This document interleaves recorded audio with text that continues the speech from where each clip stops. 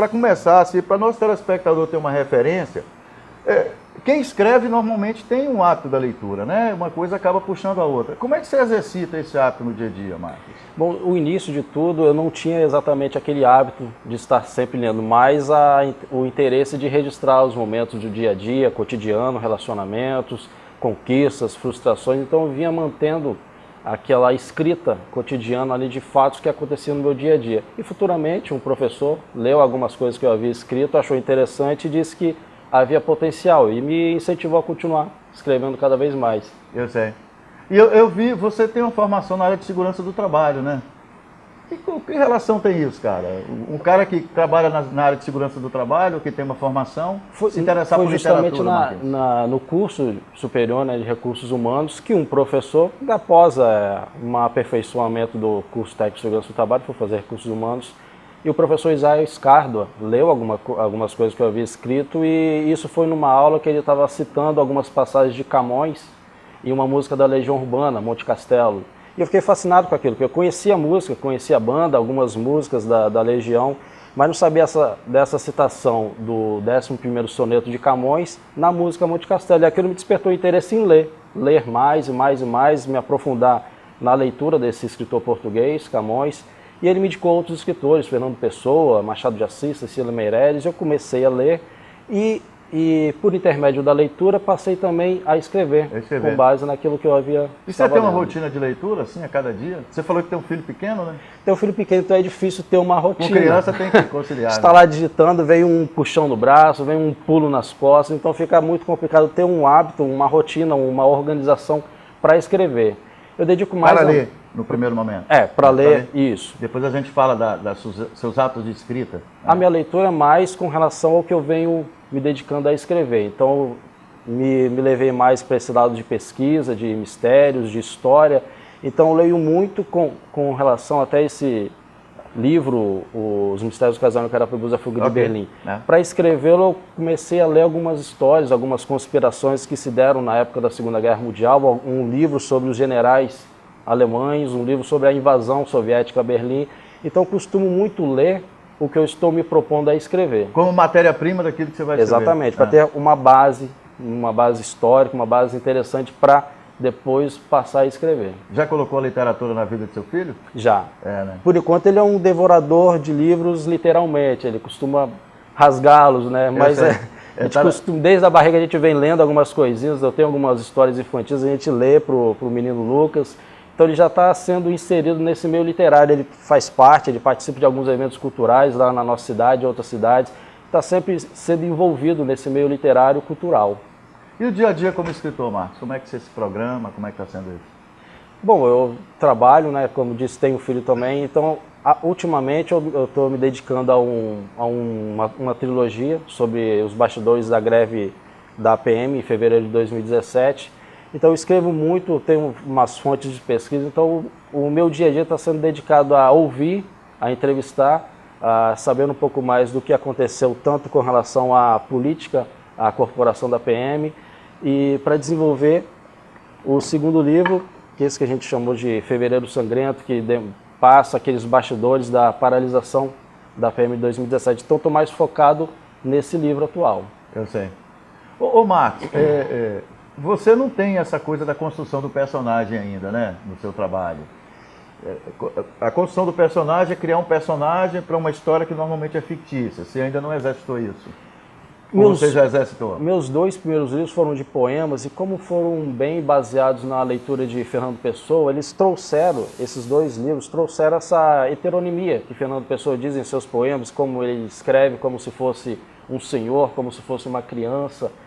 E eu percebi que eu tenho esses eus líricos, né? Escrevo como se eu fosse uma mulher, como se eu fosse uma jovem, como se eu fosse um idoso, um pensador. Com relação aos livros de poemas, eu percebi que eu tenho essa criação de personagens. Já quando eu fui levado para o lado da prosa, dos romances, eu escrevi mais com os fatos reais, com os fatos. Pois é, aí entra a pergunta que eu ia fazer. Você foi nessa direção. Você se baseia em quê? Alguém que você conhece, alguma coisa, alguém que você vê na rua com certo comportamento, algum outro personagem que você leu em algum livro? Como é que você se baseia? Quando você escreve pensando você como mulher, Qual é a mulher que você tem como referência? Não, uma mãe? Era uma jovem opressiva. Com relação aos versos, né? A gente tem aquela fase de rebeldia na adolescência, e eu atribuí a minha fase de rebeldia a uma jovem que um dia passou pela minha vida, ou foi uma amiga, ou um personagem de um filme, e eu identifiquei muito aquela fase que eu estava vivendo com aquele personagem. Então atribuí àquela, chama-se Kate Virginia, toda a minha fase opressiva, de revolta, atribuí àquela personagem que era de um filme, que eu chamei de Kate Virginia, e passou a ser um personagem.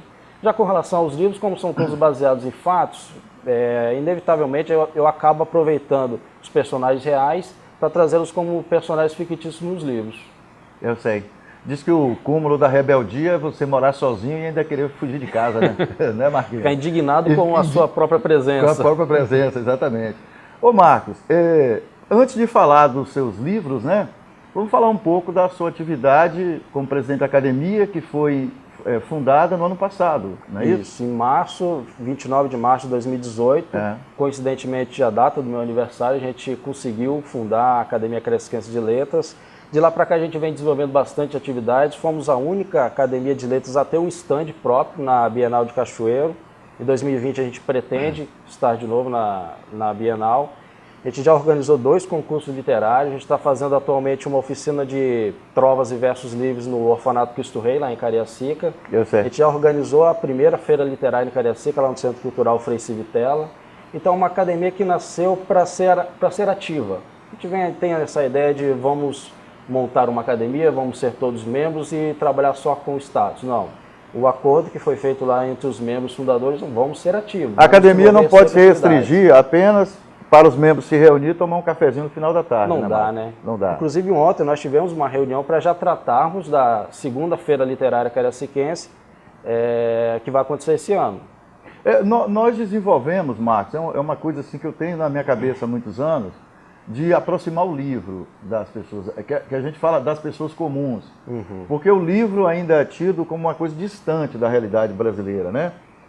Pesquisas nessa área de hábitos de leitura comprovam que o brasileiro ainda percebe o escritor como alguém que é distante da realidade, aquela coisa de, parece que o escritor tem uma luminosidade no entorno dele que distancia ele do mundo real. E, por outro lado, a gente verifica também que quando as pessoas têm acesso ao livro, elas leem o livro. Então, se houver um estimulador para que o livro esteja próximo das pessoas, as pessoas vão ler o livro. Sim. E aproximar o escritor da comunidade, aproxima o livro da comunidade. A academia pensa nisso? A academia já trabalha sobre isso. Ela foi formada por escritores que já atuam dessa forma.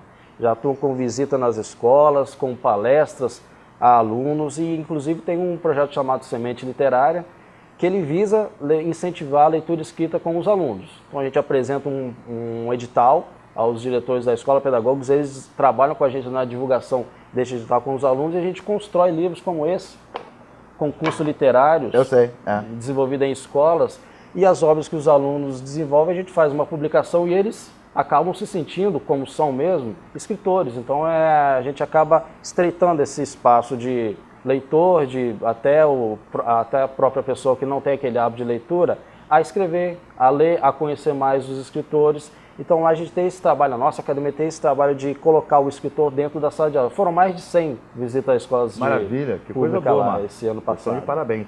Ô Marcos, para a gente caminhar para o final desse encontro nosso, eu queria que você falasse desses 2 livros, você escreveu, foram 6, né, Marcos? Escreveu e publicou.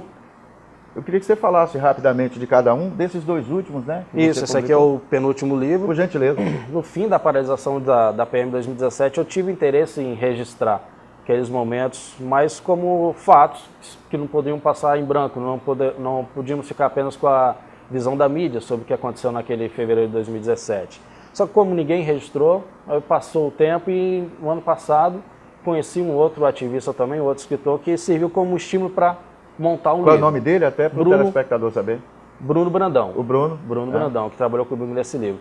Então esse livro é baseado, boa parte do que aconteceu em fevereiro de 2017, lá na Grande Vitória, aqui no interior também, com relação à paralisação da PM. Os bastidores, né? Esse primeiro livro fala dos bastidores da greve, O segundo livro da trilogia fala são 3 livros. São 3 livros. O segundo livro, Fevereiro Sangrento, fala da generalização do caos. E o terceiro livro fala mais dos tratamentos psíquicos, dos suicídios que infelizmente tivemos, e até a anistia da Polícia Militar. Aí finaliza a trilogia Fevereiro Sangrento. E vai finalizar quando? Você já tem a ideia, estou escrevendo o segundo livro dessa trilogia, a ideia é lançá-lo até fim desse ano, então acredito que ano que vem a gente consiga terminar a trilogia. Esse é o último que você escreveu? Esse é o último. Mostra para nós, Fiquei muito feliz fala um pouquinho. Fiquei muito feliz de ter feito, ele foi programado para ser um livro de 140 páginas, mas acabamos conhecendo novos personagens da história, outros provedores. Esse aqui é um livro, O Orfanato Cristo Rei do Sacrifício e Ascensão. Conta em Cariacica, é isso, Marquinhos? A fundação do orfanato foi na cidade de Alta Vitória, com o padre italiano Leandro Del Uomo. Sofreu bastante situações complicadas lá com a própria Igreja Católica, despejos, e até que com a irmã Marcelina, ela conseguiu construir essa sede que hoje é em Cariacica, do Orfanato Cristo Rei. Então conta aqui a história desde 1924, foi a fundação, a morte do padre Leandro em 1935, a parte que a irmã Marcelina assume em 1951, até os dias atuais, do Orfanato Cristo Rei lá em São Francisco, em Cariacica. Esse livro já está em circulação? Esse livro não foi lançado ainda. Ah, não foi ainda? Não foi lançado aí, foi feito pela Lei de Incentivo lá de Cariacica, a Lei João Bananeira. Ok. E em breve a gente lança e divulga aqui no canal Sim também. Ô Marcos, agradecer pela sua participação no programa Sim para a Literatura e por ter vindo a Linhares. Eu que agradeço, Pereira. Joia? Valeu, obrigadão, okay. tá?